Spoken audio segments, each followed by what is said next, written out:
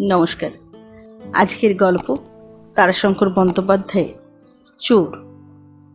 শোনাচ্ছি আজকের গল্প চোর।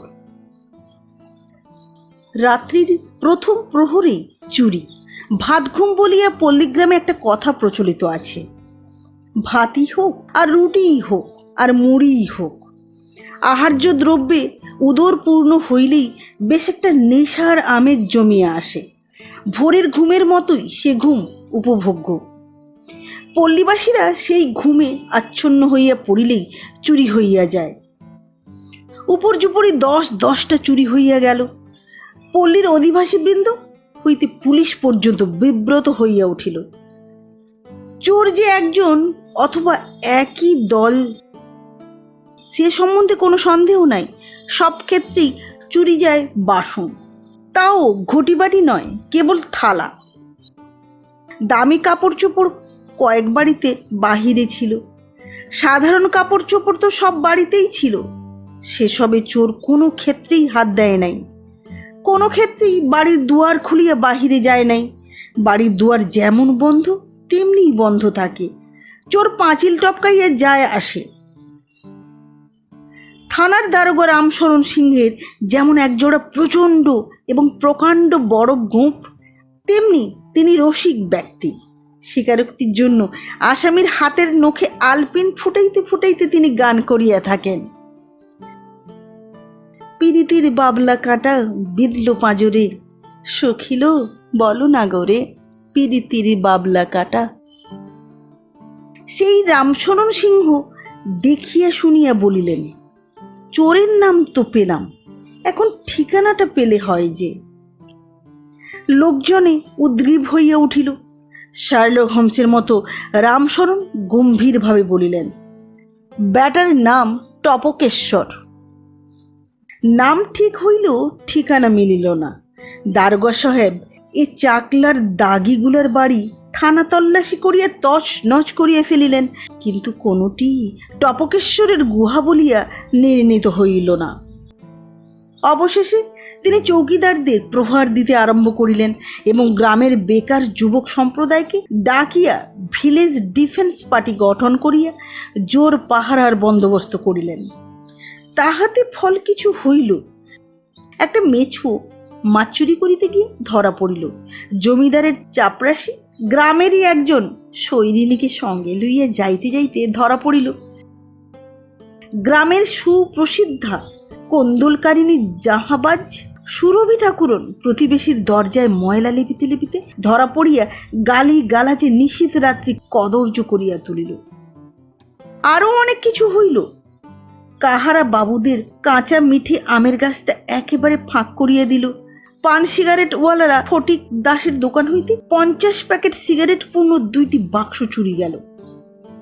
গ্রামের এক প্রান্ত হইতে অপর প্রান্ত পর্যন্ত যাবতীয় গোয়ালের গরুগুলি গোয়াল হইতে বাহির হইয়া স্বেচ্ছামতো বিচরণ করিয়া ফিরিল, কিন্তু টপকেশ্বর ধরা পড়িল না। অথচ চুরিও বন্ধ হইল না। 10 দিন, 20 দিন, কখনো 1 মাস, কখনো বা 2 মাস অন্তর এক একটা চুরি হইয়া চলিল। মোট কথা এই চুরি হইয়া গেল, এখন আর চুরি হইবে না। কিংবা অনেক দিন হইয়া গেল, চোর এবার ভয় পাইয়াছে। যে কোনো ধারণায় মানুষ নিশ্চিন্ত হইলেই একদিন চুরি হইয়া যায়। উপরওয়ালা মুতা খাইয়া রামশরণ দারোগার রসিকতা মাত্রাতিরিক্ত রূপে বাড়িয়া গেল।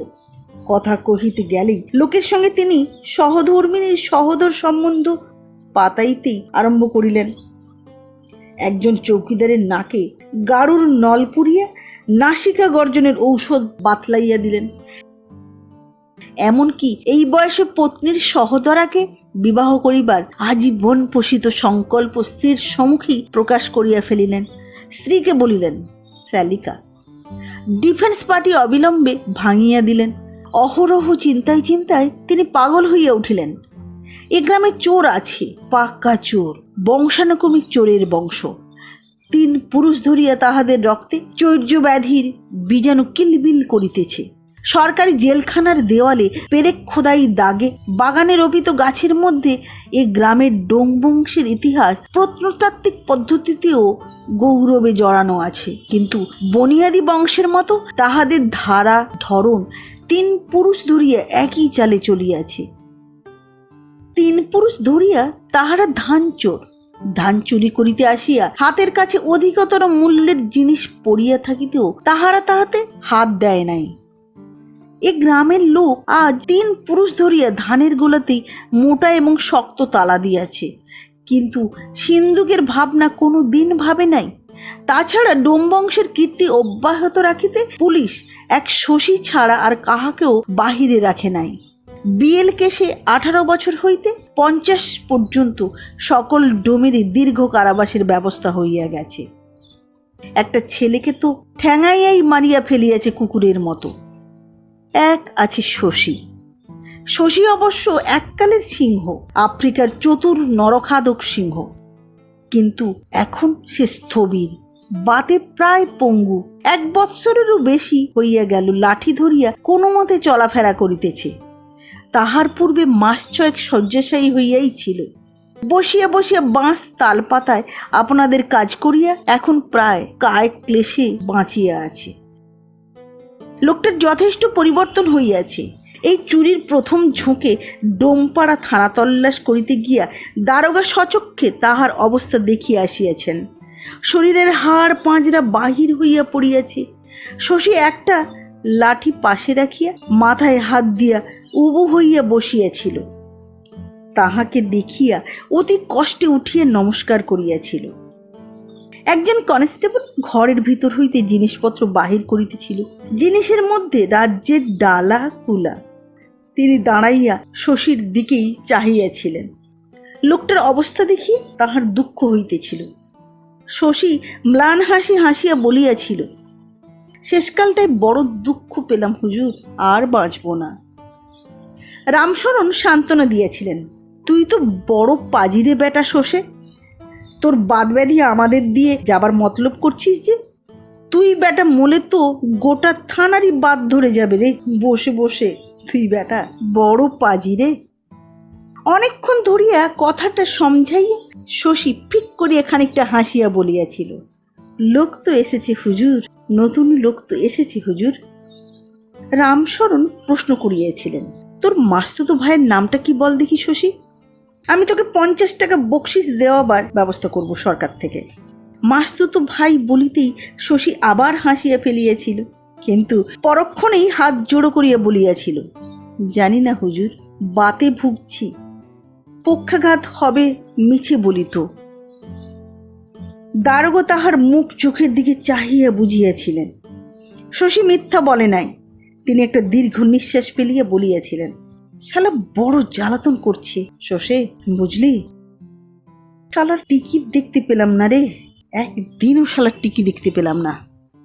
শশী মাস্তুতো ভ্রাতাকে অকুণ্ঠিত চিত্তে শ্যালক সম্বোধন করিয়া বলিয়াছিল, শালার টাক আছে কিনা জানি না হুজুর, তবে ভাইয়ের আমার বুদ্ধিটা জবর বটে। আমাদের মতন ধান ছড়া দিয়েও যায় না, 2 মনে বস্তাও শালাকে বইতে হয় না। রামশরণ চিন্তা করিতে করিতেও শিহরিয়া উঠেন। যদি ধান চুরি না করিয়া অন্য চুরিতে হাত দিত তবে কি আর রক্ষা ছিল? এমন সুগঠিত দেহ, একেবারে তাজা কেউটে, সাপের মতো চেহারা, মিশকালো চিপচিপে লম্বা। এককালে বেটা অন্ধকারের সঙ্গে মিশিয়া ছুটিত। 1.5 মণ ধান বোঝাই বস্তা লইয়াও শশী ছুটিলে পিছন হইতে কেহ কখনো তাহাকে ধরিতে পারিত না। তাহার গায়ে হাত দিতেই পারে নাই। আজও পর্যন্ত শশী কখনো ধরা পড়ে নাই। শশীকে ধরিতে হইয়াছে তাহার বাড়িতে আসিয়া। বেটা কেউটে যদি গর্তে মুখ ঢুকাইয়া অর্থাৎ শীত দিতে শিখিত, তাহা হইলে সর্বনাশ করিয়া ছাড়িত। শীত দিবার মতো এমন উপযোগী দেহ আর হয় না, কিন্তু ভগবান তাহা মারিয়াছেন। সাপটা মরিয়া গেছে, যেটা আছে সেটা তাহার খোলস। রামশরণ ভাবিয়া কিনারা পান না। চোর নতুন, তাহাতে সন্দেহ নাই, নতুন কিন্তু পাকা। তিনি স্থানীয় বাজারটার উপর তীক্ষ্ণ দৃষ্টি রাখিলেন এবং রাত্রে সরীসৃপের মতো নিঃশব্দে সঞ্চরণ করিয়া ফিরিতে আরম্ভ করিলেন। নগদ 8 টাকা খরচ করিয়া ভদ্রলোক একেবারে প্রথম শ্রেণীর ক্রেফসন জুতা কিনিলেন। একদিন দেখা মিলিল। রামশরণ সরীসৃপের মতো তাহাকে পাকে পাকে জড়াইয়া ধরিলেন, কিন্তু চোর যেন পাকাল মাছ, সে তাহার পাকের কবল হইতে পিছলাইয়া বাহির হইয়া গেল। নাপিত পাড়ার সংকীর্ণ গলির মধ্যে নিতান্তই অকস্মাৎ নাপিতদের পাঁচিল হইতে একেবারে সম্মুখেই টপকেশ্বর ধপ করিয়া লাফাইয়া পড়িল। রামশরণ লোকটাকে জাপটাইয়া ধরিবার জন্য দুই হাত বাড়াইয়া ঝুঁকিয়া পড়িলেন, কিন্তু আশ্চর্য চতুর লোক, চতুর চোর, সে মুহূর্তে বসিয়া পড়িল। পর মুহূর্তে হনুমানের মতোই বসিয়া বসিয়া একটা লাফ দিয়া স্প্রিং এর পুতুলের মতো উঠিয়া পলাইয়া গেল। সে ছোটা যেমন তেমন ছোটা নয়, যা বিমুক্ত তীরের মতো তাহার গতি। রামশরণ পিছন ফিরিয়া চৌকিদারটার গালে একটা 82 শিক্ষার চড় বসাইয়া দিলেন। শালা, তুই করছিলি কি? লাঠি চালাতে পারলি না?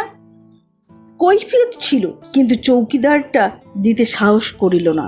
সংকীর্ণ গলি, দারোগাবাবুর শরীর বিপুল, পাশ কাটাইয়া যাইবার পথ ছিল না।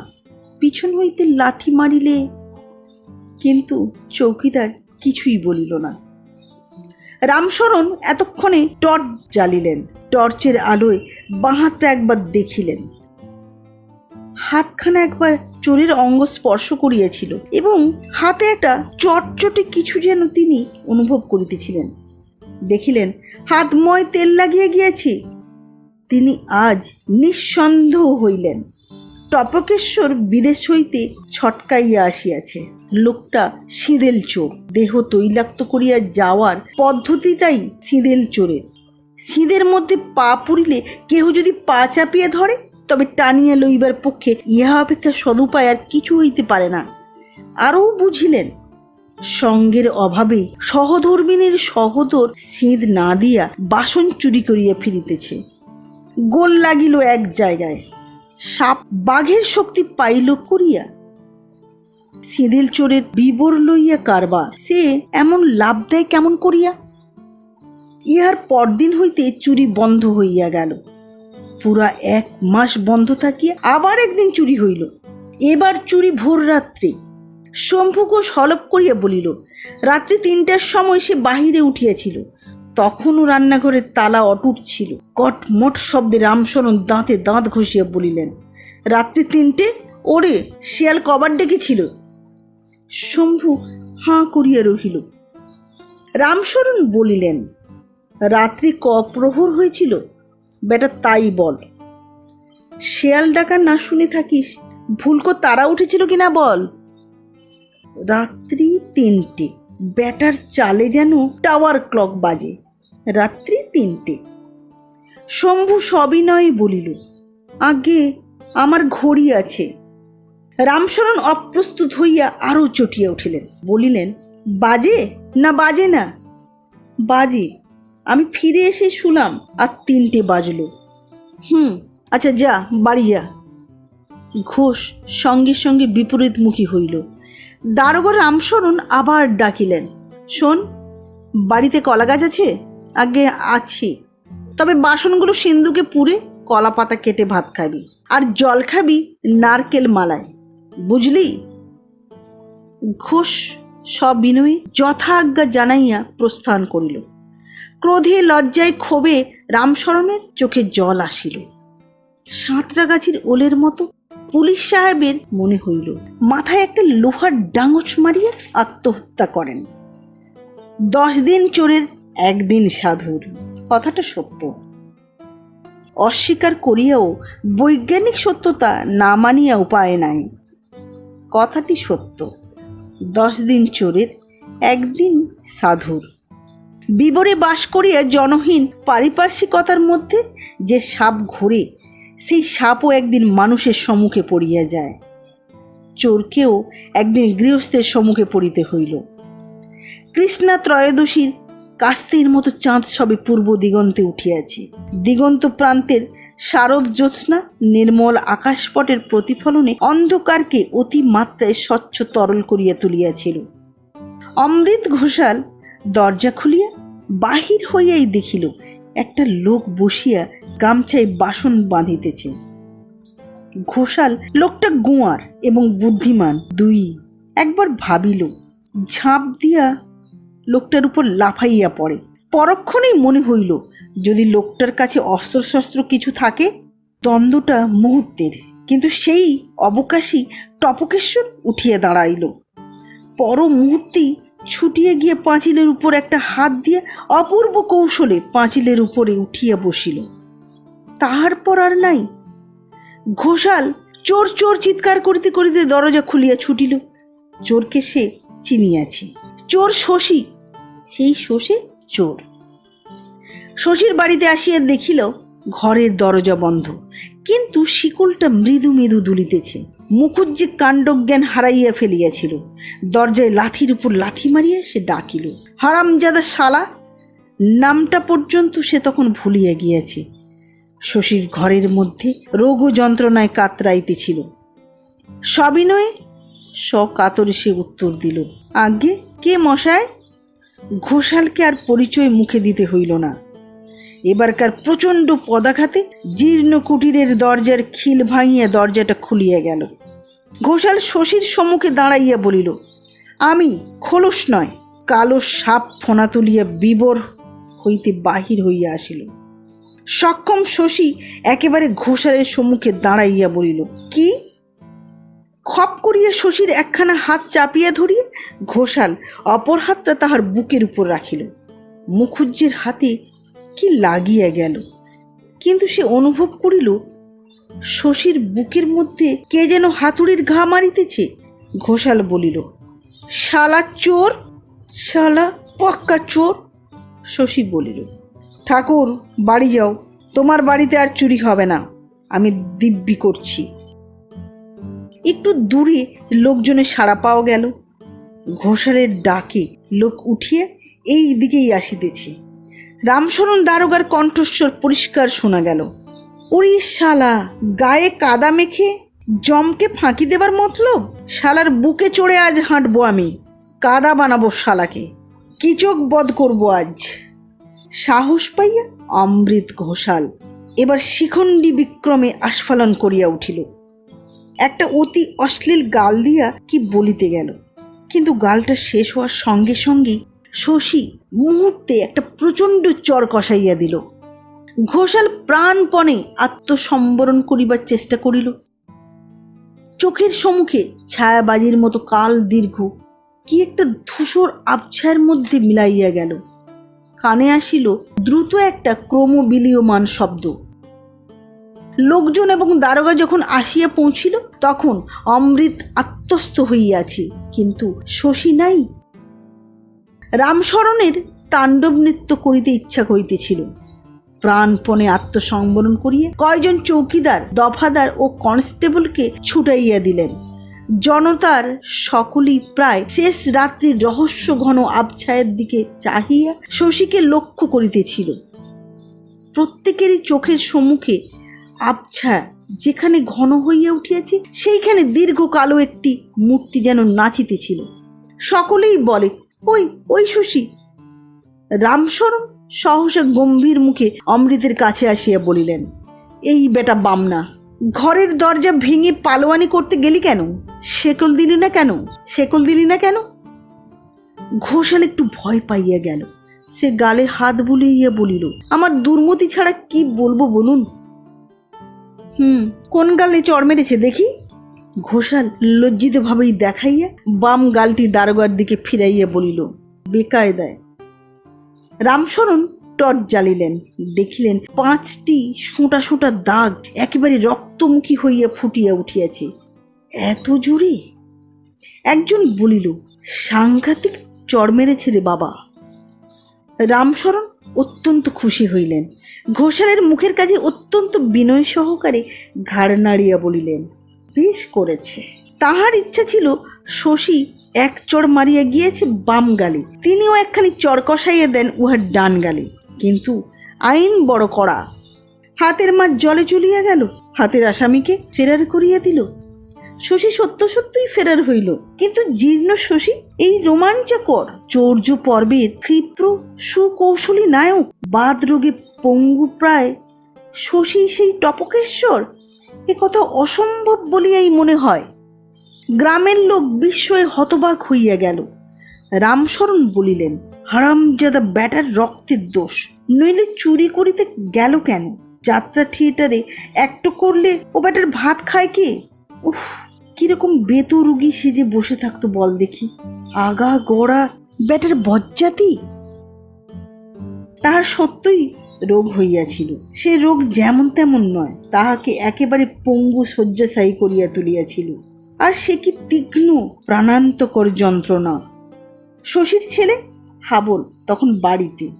রোগের আক্রমণের পূর্ব পর্যন্ত শশী নিজেই ছিল ডোম দলের সিংহ। তখন তাহার বাড়িতে চালচলন প্রায় সামন্ততান্ত্রিক আমলের ছোটখাটো বর্বর সামন্তপতির মতো। স্ত্রী ছাড়া সেবা করিবার জন্য আরও 2টি স্ত্রীলোক শশীর ছিল। জোয়ান ছেলে হাবলের ছিল স্ত্রীর উপর আর একটা। শশী পাকি মদ ছাড়া খাইত না। ছাগল ভেড়ার পাইকার ইছু শেখের আনাগোনার বিরাম ছিল না। সপ্তাহে 2-3টি বৃহদাকার খাসি সে শশীর বাড়িতে বাঁধিয়া দিয়া যাইত। নবীন স্বর্ণকার রূপার চুড়ি, সোনার নাকছাবি, কানের টপ তৈয়ারি করিয়াই দিন চালাইত। ডোমকন্যারা আজ কিনিয়ে 10 দিন পরে আধা দামে বন্দুক দিত অথবা বিক্রয় করিত, আবার 20 দিন পর নূতন কিনিত। এই সময়ই শশী রোগে পড়িল। শশী একটা ডুলি ভাড়া করিয়া ধর্মরাজে শরণাপন্ন হইল। শুধু ঢুলি নয়, সঙ্গে সঙ্গে একখানা ভাড়ার গাড়ি। গাড়িতে গেল স্ত্রী, কন্যা, পুত্রবধূ ও হাবল। সপ্তাহখানেক না যাইতেই শশী অস্থির হইয়া উঠিল। হাবলকে ডাকিয়া দাঁত কিশমিশ করিয়া বলিল, আমাকে মেরে ফেলবি নাকি? তুই মনে করেছিস কি? ভীষণ ক্রোধে শশী চিৎকার করিয়া উঠিল, হারামজাদা শালা, কাটা গাছের মতো আমি পড়ে থাকবো কতদিন শুনি? হাবল শশীকে ভয় করিত, বাপ বলিয়া নয়, বনের পশুতে যে হিসাবে বাঘকে ভয় করে সেই হিসাবে ভয় করিত। একা হাবল নয়, এই ডোমপাড়ার সকলেই তাহাকে ভয় করিত। হাবল এবার মিষ্ট করিয়া বলিল, তা আমি কি করব বলো? ডাক্তার নিয়ে আয়, হাসপাতালের বড় ডাক্তারকে। এমন শুয়ে থাকতে আমি পারছি না। সত্যই এ অবস্থা শশীর পক্ষে অসহ্য হইয়া উঠিয়াছে। রাত্রে হাবল যখন ঘন অন্ধকারের মধ্যে নিঃশব্দ ক্ষিপ্র পদক্ষেপে উঠান পার হইয়া দরজা খুলিয়া বাহির হইয়া যায়, শশী তখন অস্থির হইয়া উঠে। মুখে লাথি মারিয়া সেদিন সে একটা সেবাদাসীর সামনের 2টা দাঁতই ভাঙিয়া দিল। মেয়েটা সেই রাত্রেই পালাইয়া গেল। কেবল ঘরের পাশেই শশীর বিধবা ভাতৃবধূ গুনগুন করিয়া কাঁদে তাহার মৃত পুত্র ফিঙ্গের জন্য। ফিঙ্গেকে ঠ্যাঙাইয়া মারিয়াছে কৃপণ চৌধুরী। চৌধুরীর গোলাটি ফাঁক করিয়া দিয়েছে, কিন্তু প্রতিশোধ হয় নাই। শশী নিষ্ফল আক্রোশে চুল ধরিয়া টানে। শশী একদিন চেষ্টা করিল ঘরে আগুন ধরাইয়া দিতে, না পারিয়া দেওয়ালে মাথা ঠুকিল। এমনি অস্থিরতার মধ্যে শশী ধর্মরাজকে গালিগালাজ করিয়া হাবলকে ডাক্তার আনিতে হুকুম করিল। হাবল ডাক্তারি লইয়া আসিল। ডাক্তার ইঞ্জেকশন দিতে আরম্ভ করিলেন। শশী মিনতি করিয়া বলিল, ভালো করে দেন আমাকে ডাক্তারবাবু, আমি আপনাকে একটা সোনার অঙ্গুটি গড়িয়ে দেব, ভালো করে দেন আমাকে। ডাক্তার হাসিলেন। ঠিক এই সময়ই আরম্ভ হইয়া গেল বিএল কেস। আসামিদের মধ্যে শশীও ছিল, এবং সেই ছিল প্রধান আসামি। স্থানীয় ইউনিয়ন বোর্ডের অফিসেই বিচার হইতেছিল। পঙ্গু প্রায় শশী একখানা গরুর গাড়িতে করিয়া যাইত। সেখানে হাবল এবং আরেকজন তাহাকে জড়ো একখানা প্রস্তর খণ্ডের মতোই ধরাধরি করিয়া এক স্থানে বসাইয়া দিত। এই স্থানেই তাহার ভান শিক্ষার হাতে খড়ি। আপনার অজ্ঞাত সারি সে সত্যকার অবস্থার অপেক্ষাও অনেক বেশি আড়ষ্ট হইয়া বসিয়া থাকিত। নাকের ডগায় মাছি বসিলেও সে হাত নাড়িত না। চোখের তারা 2টাকে নাকের পাশে আনিয়া মাছিটার পাখার কম্পন ও পানাড়া দেখিত। হঠাৎ বিরক্ত হইয়া মনে মনে মাছিটাকে অশ্লীল ভাষায় গাল দিয়া মাথা নাড়িয়া সেটাকে তাড়াইত। ইহাতেই সে খালাসও পাইয়া গেল। হাকিম যথেষ্ট প্রমাণ সত্ত্বেও তাহার অবস্থা দেখিয়া জেলে পাঠাইলেন না। শশী ডাক্তারকে সাক্ষী মানিয়াছিল। তাহারই কথার উপর নির্ভর করিয়া হাকিম তাহাকে রেহাই দিলেন। ডাক্তার সত্য কথাই বলিয়াছিল। সে শশীর চিকিৎসা করিতেছে। দুরন্ত বাদব্যাধিতে শশী আক্রান্ত। এ রোগ না সারিতেও পারে, সারিলেও অচিরে সারিবার বিশেষ সম্ভাবনা নাই, ডাক্তার বলিলেন। প্রকৃতির প্রতিশোধই তাহার যথেষ্ট শাস্তি। বিবেচনায় তাহাকে বাদ দিয়া হাকিম অপর সকলের উপর দীর্ঘ কারাদণ্ডের আদেশ দিলেন। কোর্ট রুমের বাহিরে আসিয়াই শশী কদর্য ভাষায় ডাক্তারকে গালিগালাজ আরম্ভ করিল। শালা খুনে, মানসুরো, জোচ্চোর, ভালো হবে না তো? ফাঁকি দিয়ে টাকা নিলি কেন আমার? প্যাঁট প্যাঁট করে ফুঁড়ে ফুঁড়ে আমাকে মারলি কেন? ছোট ছেলের মতো সে হাউ হাউ করিয়া কাঁদিতেছিল। তাহার মাথায় যেন আকাশ ভাঙিয়া পড়িয়াছে। ছেলে, ভাইপো, ভাগ্নে, জামাই সবাই চলিয়া যাইবে, সেই অক্ষম পঙ্গু দেহ লইয়া না খাইয়া শুকাইয়া মরিবে? সবারই সাজা হইয়া গেছে। সেই অক্ষম পঙ্গু দেহ লইয়া না খাইয়া শুকাইয়া মরিবে, স্ত্রী কন্যা সকলকে শুকাইয়া মারিবে, বধূরা পলাইয়া গিয়া প্রত্যন্তর গ্রহণ করিবে, সব দেখিতে হইবে তাকে। মাল সামালদারেরা একটি পয়সা দূরে থাক, এক মুঠা চাল দিয়াও সাহায্য করিবে না। অন্তত ডাক্তার যে কথা আজ আদালতে হলক করিয়া বলিয়াছে, তাহার পর ইহা নিশ্চিত। চিৎকার করিয়া কাঁদিয়াও তাহার তৃপ্তি হইতেছিল না। আক্রোশে আক্ষেপে দুর্দান্তভাবে আপনার বুক চাপড়াইতে ইচ্ছা হইতেছিল। দুইজন কনস্টেবল অদূরে দাঁড়াইয়া আছে। মোটর গাড়ির পাদানে পা রাখিয়া হাকিম ইউনিয়ন বোর্ডের প্রেসিডেন্ট বাবুর সহিত কথা বলিতেছেন। এখনো মোটর চড়িয়া চলিয়া যান নাই, এইখানেই আছেন। হাত সে নাড়িল না। শশীর হাত নাড়িতে সাহস হইল না। ডোমেরা আপিল করিল, কিন্তু 2-4 মাস করিয়া দণ্ড লাঘব ছাড়া অন্য কোনো কিছুই হইল না। খালাস কেহই পাইল না। সেদিন ডোমেদের আত্মসমর্পণের দিন। সমস্ত পাড়া জুড়িয়া কান্নার রোল উঠিল।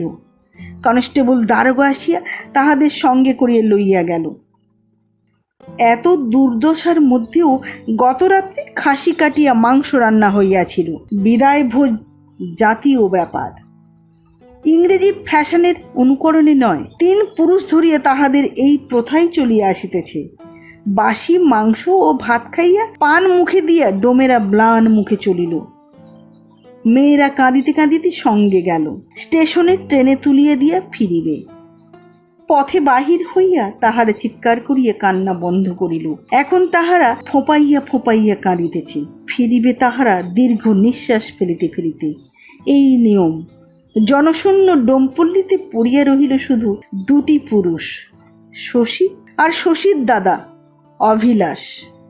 শশী পঙ্গু, অভিলাষ অন্ধ। শশী মাথা হেঁট করিয়া বসিয়াছিল। অকস্মাৎ সে মাথা তুলিয়া দেখিল সকলে চলিয়া গিয়াছে। সে ঘাড় উঁচু করিয়া দেখিতে চেষ্টা করিল, কিছুই দেখা গেল না। ঘাড় উঁচু করিয়াও পাঁচিলের ওপার নজর হয় না। সমুখস্থ খুঁটিটাকে 2 হাতে চাপিয়া ধরিয়া একটু উঁচু হইতে সে চেষ্টা করিল। এবার মাথাগুলা দেখা যায়। আরো একটু ভর দিয়া, আর একটু, আরো একটু। হ্যাঁ, এইবার সকলকে দেখা যাইতেছে। সারি সারি সব চলিয়াছে। নতুন পুকুরের উঁচু পাড়ের আড়ালে দলটা অদৃশ্য হইয়া গেল। শশী এবার বিস্ময় স্তম্ভিত হইয়া আনন্দে উল্লাসে একটা উৎকট চিৎকার করিয়া উঠিল। ভাষাহীন আদিম মানুষের উল্লাস ধ্বনির মতো সে ধ্বনি, চো অকপট বর্বর সে ধ্বনি। সে উঠিয়া দাঁড়াইতে পারিয়াছে, কিন্তু পরক্ষণেই সচকিত হইয়া সে বসিয়া পড়িল। কে জানে কে দেখিয়া ফেলিবে। সমস্ত দিন ধরিয়া শশী গভীর ভাবনা ভাবিল। শুধু নিজের ভাবনা নয়, স্ত্রী, কন্যা, আত্মীয়া, বালক, শিশু, সমগ্র ডোম পাড়ার মেয়ে ও ছেলেদের ভাবনা সে ভাবিল। গুনিয়া হিসাব করিয়া সে দেখিল সর্বসমেত 14টি মেয়ে, 6টি ছেলে। 2টা ছেলে বেশ ডাঁটো হইয়া উঠিয়াছে। রাখালি করিয়া নিজের ভাত কাপড় তাহারা নিজেরাই করিয়া লইবে, উপরন্তু সংসারে কিছু দিতে পারিবে। এছাড়া রাত্রে বাহির হইবার যোগ্যতা তাহাদের না হইলেও দিনের সুযোগে এবং সন্ধ্যাতেই আঁচল ভরিয়া ধান, চাল, তরি তরকারি আনিবে। পরক্ষণেই সে শিহরিয়া উঠিল। মনে পড়িল আজিকার প্রাতঃকালে ডোম জোয়ানদের সেই শোভাযাত্রা। মনে পড়িল সমগ্র পাড়াটার অসহায় অবস্থা। মনে পড়িল ফিঙের মৃত্যু। না, আর চুরি নয়, চুরি আর সে কাহাকেও করিতে দিবে না। হাত দুইটা সঞ্চালন করিয়া সে দেখিল সে পারিবে। ডোম কাটারি লইয়া বাঁশের তাল পাতার কাজ সে বেশ করিতে পারিবে। মেয়েগুলা তাল পাতার চাটাই বুনিবে, পাতার শীত দিয়া ঝাঁটা বাঁধিবে, বাঁশের ছিলকা দিয়া পাখা ডালা কুলা সাজি তৈয়ারি করিবে, সে নিজে মোড়া তৈয়ারি করিবে, খলপা বুনিবে। এছাড়া আর উপায় নাই। তাহার মনে পড়িল সে যেবার প্রথম জেলে যায় সেবারও এমনি পাড়াশুদ্ধ পুরুষের জেল হইয়াছিল। ফিরিয়া আসিয়া দেখিয়াছিল তাহার ছোট বোনটা ঝুমুরের দলে পলাইয়া গিয়াছে। তাহার প্রথম পক্ষের কিশোরী বধূটা গ্রামান্তরে প্রত্যন্তর গ্রহণ করিয়াছে। পাড়ার 3টা মেয়ে মুসলমান হইয়া গিয়াছে। বাকি মেয়েগুলির অর্ধেকেরও বেশি কুৎসিত ব্যাধিতে ভুগিতেছে। শশীর বর্তমান স্ত্রী একটু হাবা গোছের। চিন্তান্বিত শশীকে দেখিয়া সে বলিল, ঘুম আইছে নাকি গো? হাবলের সেবাদাসীটা আজ স্টেশন হইতেই ভাগিয়াছে, সে আর ফেরে নাই। শশী ঠিক করিল সে তার সেবাদাসীটাকে খেদাইয়া দেবে। পরক্ষণেই মনে হইল, না, মেয়েটা তাল গাছে চড়িতে পারে, তাহার উপর কর্মঠ। শশী স্ত্রী আনন্দ বিফল কণ্ঠে বলিয়া উঠিল, আই তুমি উঠে দাঁড়িয়েছ? ফেউ ডাকিলে বাঘ যেমন ভাবে ঘুরিয়া দাঁড়াইয়া গর্জন করে, শশীও ঠিক তেমনি ভাবে গর্জন করিয়া উঠিল, টুটিতে পা দিয়ে মেরে দেব, কাউকে বলবি তো। শশী আবার বলিল, পুলিশ জানতে পারলে আমাকে শুদ্ধ জেলে পাঠাবে আবার। ধীরে ধীরে সে দেওয়াল ধরিয়া ধরিয়া হাঁটিতে আরম্ভ করিল। আমার তো মরণ দশাই হয়েছে, খুন করে না হয় ফাঁসিই যাব। অন্ধ অভিলাষও আসিয়াছিল, সেও শশীকে সমর্থন করিল, বৃদ্ধ অপারগ মন্ত্রীর মতো। অন্য সকলেও সদ্য আপনজন বিচ্ছেদে আধ্যাত্মিক হইয়া উঠিয়াছিল। সকলেই একথা মানিয়া লইল। ডোমপাড়ায় উশৃঙ্খল উল্লাস বিলাসের পরিবর্তে একটা কর্মপ্রবণতার সারা পড়িয়া গিয়াছে। একদিন দারোগা আসিয়া সমস্ত দেখিয়া খুশি হইয়া বলিলেন, তুই বেটার নাম পাল্টে দিলাম রে শশী, ঋষি বলে ডাকবো তোকে এবার, তুই বেটা ঋষি বনে গেছিস। শশী কৃতজ্ঞ হইয়া দাওয়া হইতে নামিয়া প্রণাম করিবার জন্য উঠিল। দারোগা বলিলেন, দাঁড়াতে পেরেছিস? শশীর বুকটা ধড়াস করিয়া উঠিল। সে লাঠিটা টানিয়া লইয়া ঘর দিয়া অতি কষ্টে 2 পা হাঁটিয়া দারোগাকে প্রণাম করিয়াই কাঁপিতে লাগিল। ভয়ে সে সত্য সত্যই কাঁপিতেছিল। দারোগা বলিলেন, একটু একটু করে অভ্যেস করিস হাঁটা, নইলে পা জমে যাবে। দারোগা নিজে একটা সাজি, একটা মোড়া এবং খান কয়েক পাখা কিনিয়া লইয়া গেলেন। শশী উঠিয়া বিনা লাঠিতেই ধীরে ধীরে দাওয়ায় আসিয়া বসিল। দিন কয়েক অপেক্ষা করিয়া সে লাঠি হাতে পাড়ায় বাহির হইল। কেবলই যন্ত্রণা সে ভান করিত। মাস 3 পরেই একদিন সে শুনিল ছোঁড়া শীষ দিতে দিতে পাড়ায় যাওয়া আসা করিতেছে। সে কতকগুলা ঢেলা সংগ্রহ করিয়া রাখিল। সন্ধ্যা হইতেই শশী সতর্ক ছিল। শীষের শব্দ শুনিয়া শব্দভেদী বানের মতো এমন ঢেলা ছুঁড়িল যে শীষ বন্ধ হইয়া গেল। শীষ বন্ধ হইল, কিন্তু দূর হইতে সিটি বাঁশি বাজা শুরু হইল। শশী খোঁজ করিয়া দেখিল পাড়ার কাজ অর্ধেক বন্ধ হইয়া গিয়াছে। একটু লক্ষ্য করিয়া দেখিল মেয়েগুলার পরনে বাহারে মিলের শাড়ি। সে গর্জন করিয়া উঠিল। শশীর ভাইঝি অবিলাসের কন্যা সুরধনী মুখরা মেয়ে। সে মুখের উপর জবাব দিল, ভাত কাপড় দিবি তুই? শশীর ইচ্ছা হইল সেও ছুটিয়া গিয়া হরমজাদিকে ধরিয়া টুটিটা টিপিয়া ধরে, কিন্তু সে আত্মসংবরণ করিল। দিন 3 পরেই শশী সকালে উঠিয়া শুনিল সুরধনী গত রাত্রে পলাইয়াছে। এখানকার ধানকলের ছোকরা মিস্ত্রি তাহাকে লইয়া চলিয়া গিয়াছে। হাবলের বউটা বাপের বাড়ি গিয়া আর কিছুতেই আসিতেছে না। অপরাহ্নে শশী বাড়ির সম্মুখে গাছতলায় বসিয়াছিল। দেখিল স্ত্রীর হাত ধরিয়া অবিলাস চলিয়াছে। সে চমকিয়া উঠিল, বলিল, কোথা চললি দাদা? অবিলাস গর্জন করিয়া ঘুরিয়া দাঁড়াইল। অবিলাসের অন্ধচক্ষু ভয়ঙ্কর হইয়া উঠিল। সে বলিল, তুই দিবি আমাকে খেতে? দেবো বলছি, ফিরে আয় দাদা। তৎক্ষণাৎ সে দৃঢ়পদে বাড়ি ঢুকিয়া আপন সম্বল হইতে একটা সিকি আনিয়া তাহাকে দিয়া বলিল, 2 আনা করে পয়সা তোকে আমি রোজ দেব। খবরদার বাড়ি থেকে পা বার করবি না। অবিলাস ফিরিয়া গেল, কিন্তু তাহার বউ আপত্তি করিল। তোর ভিক লোবো কেনে? শশী একটা আঙুল দেখাইয়া বলিল, বাড়ি যা। অবিলাসের বউ আর কথা বলিতে সাহস করিল না। রাত্রেও সে বসিয়া বসিয়া ভাবিতেছিল। নিঃশব্দ পদসঞ্চারে সে বাড়ির বাহিরে আসিয়া দাঁড়াইয়া দেখিল কি একটা লোক উপরে কাহার সহিত কথা বলিতেছে। কান পাতিয়া শুনিয়া বুঝিল উপরে জানালায় কথা বলিতেছে সরলা। সে একটা ঢেলা তুলিয়া সজোরে ছুঁড়িল লোকটাকে লক্ষ্য করিয়া। ঢেলাটা লক্ষ্যভ্রষ্ট হইয়া বোঁ শব্দ করিয়া অন্ধকারের মধ্যে কোথায় চলিয়া গেল। লোকটা ছুটিয়া পলাইল। ক্রোধে আত্মহারা শশী আত্মসংবরণ করিতে পারিল না। সেও ছুটিল।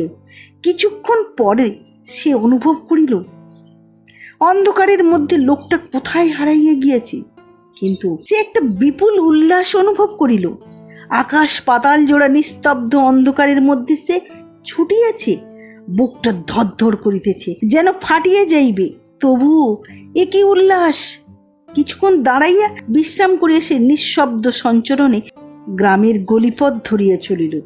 গলিপথের গাঢ় অন্ধকারের মধ্যে তার প্রবৃত্তি যেন তাহাকে ঠেলিয়া লইয়া চলিয়াছিল।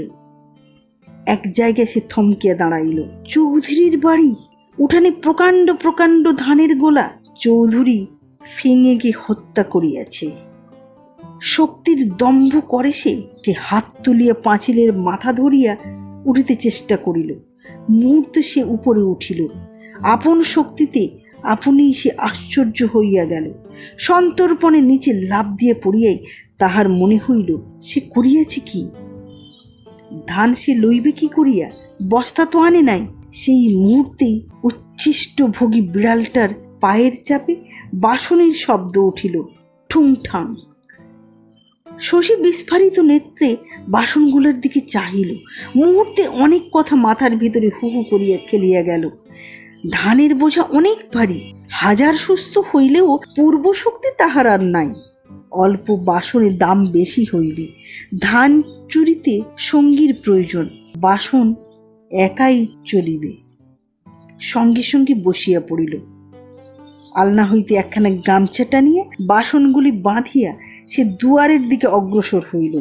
দুয়ারটা খুলিতে গিয়ে দেখিল দুয়ারে তালা। চৌধুরী ঘুঘু হুঁশিয়ার লোক। পরক্ষণেই সে পাঁচিলের দিকে ফিরিল। একটা কথা তাহার মনে পড়িয়া গেল।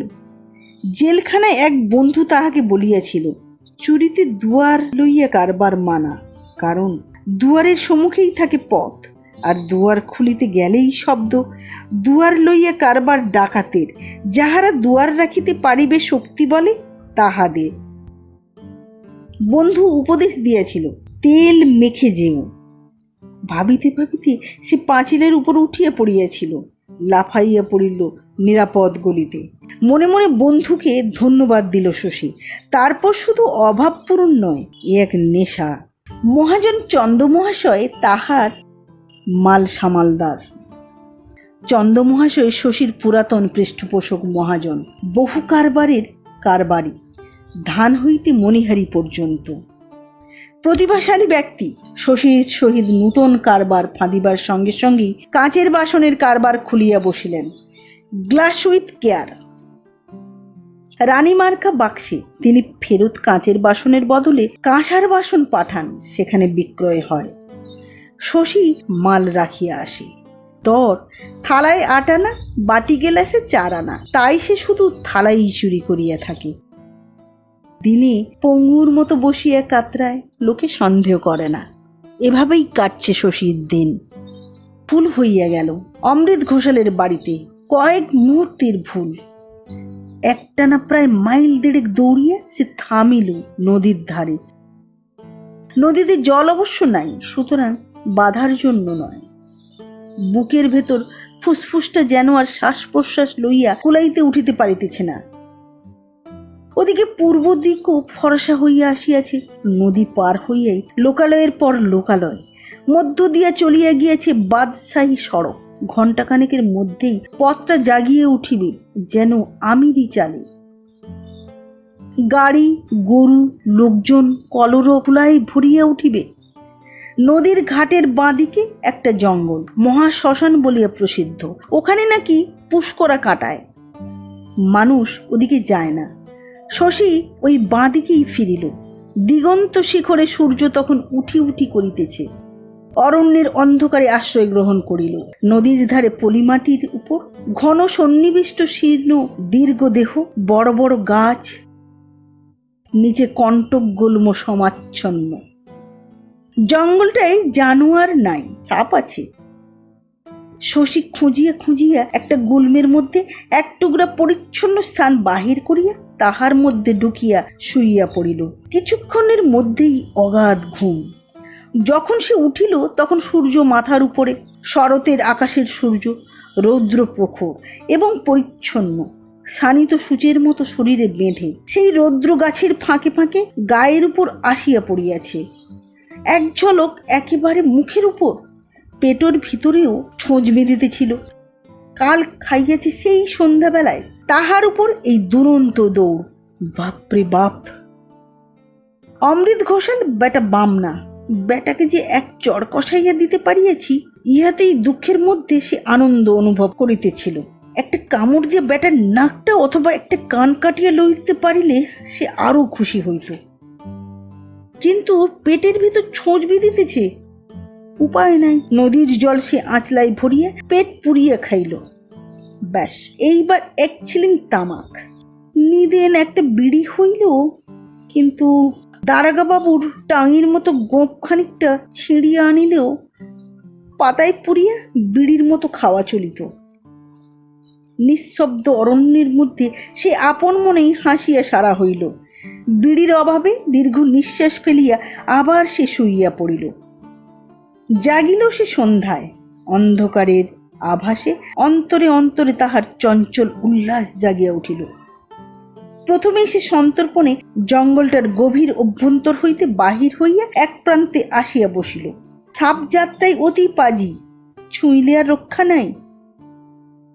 অন্ধকার একটু ঘন হইতেই মাঠে আসিয়া একটা আখের ক্ষেতে ঢুকিয়া বসিয়া বসিয়া আখ চিবাইতে আরম্ভ করিল। মিষ্ট রস তাহার ভালো লাগে না। খানিকটা মদ হইলে মন্দ হইত না মনে করিয়াই সে হাসিল। কারে পড়িলে বাঘা ফড়িংও খায়। এক গাছা শেষ করিয়া সে আরেক গাছা আখ চিবাইতে আরম্ভ করিল। মাঠ জুড়িয়া শেয়াল ডাকিয়া উঠিতেই সে উঠিল। প্রথম প্রহর শেষ হইয়া গেছে। গ্রাম নিশুতি হইতে আরম্ভ করিয়াছে। মাঠে মাঠে সে আসিয়া আপনাদের পাড়ার অদূরে দাঁড়াইল। কিছুক্ষণ অপেক্ষা করিয়া সন্তর্পণে আসিয়া ঘরের পিছনে একটা ঢিপির পাশে উপুর হইয়া শুইয়া পড়িল। গুনগুন করিয়া কি কাঁদিতেছে। হাবলের মা। তাহাকে ডাকিবার জন্য প্রবল ইচ্ছা হইল তাহার। সে ডাকিত, কিন্তু সেই মুহূর্তে খিলখিল হাসির শব্দে সে স্তব্ধ হইয়া রইল। সরলা হাসিতেছে। দাঁতে দাঁত ঘষিয়া সে হিংস হইয়া উঠিল। পর মুহূর্তে কাহার ভারী আওয়াজ কানে আসিল। তোহার বাবা শালা তো ভাগল। কনস্টেবল! দারোগা পাহারা বসাইয়া রাখিয়াছে। শশী একটা হিংস কৌতুক অনুভব করিল। কনস্টেবল! সে হামাগুড়ি দিয়া নিঃশব্দে সে স্থান ত্যাগ করিয়া চলিয়া গেল। কিছু দূর আসিয়া সে খাড়া হইয়া দাঁড়াইল। তারপর অন্ধকারের মধ্যে অভ্যস্ত নিঃশব্দ গতিতে অগ্রসর হইল। প্রথমে কিছু আহার প্রয়োজন, তারপর চন্দ্র মহাশয়কে তুলিয়া টাকা লইতে হইবে। 5টা টাকা তাহার এখনো প্রাপ্য আছে। পেটের ভিতরটা মোচড় দিয়া উঠিতেছে। খানিকটা শক্ত কিছু পেটে না পড়িলে আর চলে না। বেটা বামনা অমৃত ঘোষালের রান্না করে ঢুকিয়া খাইয়া দাইয়া সমস্ত উচ্ছিষ্ট করিয়া দিলে কি হয়? বেটা বামনা, কিন্তু ভয়ানক পাজি। এ বাড়িটা কাহার? পাঁচিলগুলো নিচু, ওই যে একটা ভাঙনও আছে। সে ঢুকিয়া পড়িল। গরিবের ঘর হইলই বা কি, সে চায় খাদ্য, সম্পদের সন্ধানে তো সে আসে নাই। আবার সে ভালো করিয়া দেখিল, ঘরখানা শ্যামা ঠাকুরনের, ব্রাহ্মণের বিধবা শ্যামা ঠাকুরন। মেয়েটির বিবাহ হইয়াছে ও পাড়ার গাঁজাখোর হরি ঠাকুরের সঙ্গে। কিন্তু এত ভাবিবার তাহার সময় নাই। সে রান্নাঘরের দরজাটি সন্তর্পণে খুলিয়া ঢুকিয়া পড়িল, খুঁজিয়া খুঁজিয়া হাঁড়িতে হাত দিল। এই ভাত, তারপর এই কড়াই তরকারি। সে গোগ্রাসে গেলিতে আরম্ভ করিল। বাহ, ঠাকুরান রাঁধিয়াছে বড় চমৎকার, খাসা ই যেন অমৃত। সহসা একটা কচি ছেলে কাঁদিয়া উঠিল। শশী একটু সন্ত্রস্ত হইয়া উঠিল। কয়েক মুহূর্ত চিন্তা করিয়া সে সন্তর্পণে বাহির হইয়া শয়ন ঘরের দরজায় শিকল তুলিয়া দিল। ও পাশে আর একটা দরজা। ঠাকুরান এ যে হাজার দুয়ারি বানাইয়া আছে রে বাবা। আবার সে আসিয়া খাইতে আরম্ভ করল। এ খাদ্য সে ছাড়িয়া যাইতে পারিবে না। ছেলেটা এখনো কাঁদিতেছে। অবিমলি, বিমলি, কেনে কান্দিল? বিমলও সাড়া দিল। মা বলিয়া বোধ হয় ছেলেকে টানিয়া লইল। ছেলেটা চুপ করিয়াছে। ঠাকুরন ও ঠাকুরনের মেয়ে উঠিয়া পড়িয়াছে। কন্যা বিমলার বোধ হয় ছেলে হইয়াছে। এগুনিকে ডাকিল যে, এগুনিও ঘুমাইয়া পড়িয়াছে। শশী তাড়াতাড়ি খাওয়া শেষ করিবার চেষ্টা করিল। ঠাকুরন বলিল, বিমলা, তোর কানের ফুল দুটো আছে? না, নাই। ঠাকুরন গভীর একটা দীর্ঘ নিঃশ্বাস ফেলিল। শশী স্পষ্ট শুনিল। বিমলা বলিল, তোমার ঘুম আসেনি বুঝি মা? কি যে করবো আমি কাল ভেবে পাইনি, তাই ভেবে আমার ঘুম নাই মা। কাল তুই আতুর থেকে বেরুবি, দায় বিদায় করতে হবে। এগুনি বিদায় করতে হবে যে, পুজো আর্চা আছে। টাকা দূরে থাক, নাপতানিকে দেবার মতো চাল শুদ্ধ ঘরে নাই। ঠাকুরনের জন্য শশীর দুঃখ হইল। মনে মনে ঠাকুরনকে প্রণাম করিয়া সন্তর্পণে বাড়ি হইতে বাহির হইয়া গেল। এইবার চন্দ্র মহাশয়ের কাছে, তারপর শটান 10-20 ক্রোশ পাড়ি। হাবল আসিয়া আপনার দেখিয়া লইবে, সরলা হারামজাদির নাম সে মুখে আনিবে না। হাবল আসিয়া আপনার দেখিয়া লইবে, হাবলের মাকে সে কোন রকমের খবর দিয়া আনাইয়া লইবে। রাত্রি শেষ প্রহর। শশী যাইতে যাইতে দাঁড়াইল। ঠাকুরনের বড় অনিষ্ট করিয়া দিয়েছে সে। অন্যায় হইয়াছে তাহার। আতুরের খরচ, তাহার উপর বামুনের বিধবার সমস্ত হেসেল নষ্ট করিয়াছে। যাজ্ঞে মরুগ্গে ঠাকুরেন, বুঝিয়া করিবে কি? সে চলিতে আরম্ভ করিল। আবার দাঁড়াইল। না, শশী ভাবিতে লাগিল, কাজটা ভালো হয় নাই। আহা, বিধবা গরিব ঠাকুরন। সে আসিয়া ঠাকুরনের বাড়িতে ঢুকিয়া 3টি টাকা ট্যাগ হইতে বাহির করিয়া দাওয়ার উপর রাখিয়া চলিয়া যাইতেছিল।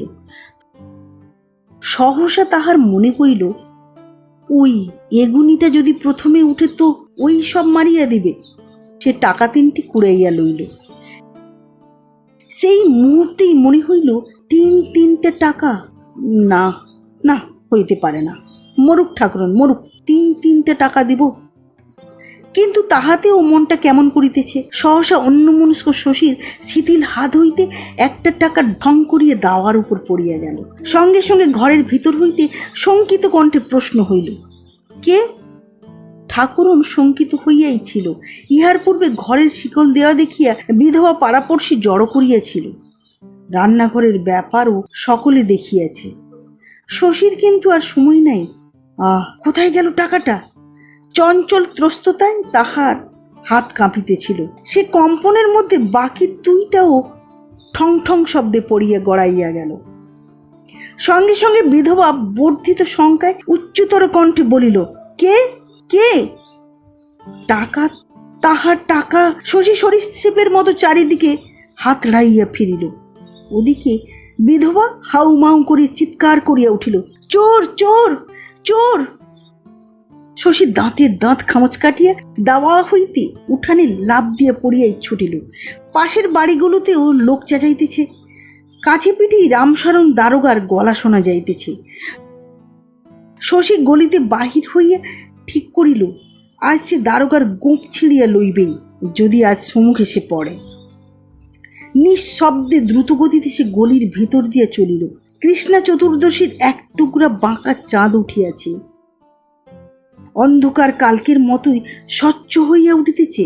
গলি শেষ হইতেই সে চমকিয়া উঠিল। গলির মুখেই লোক।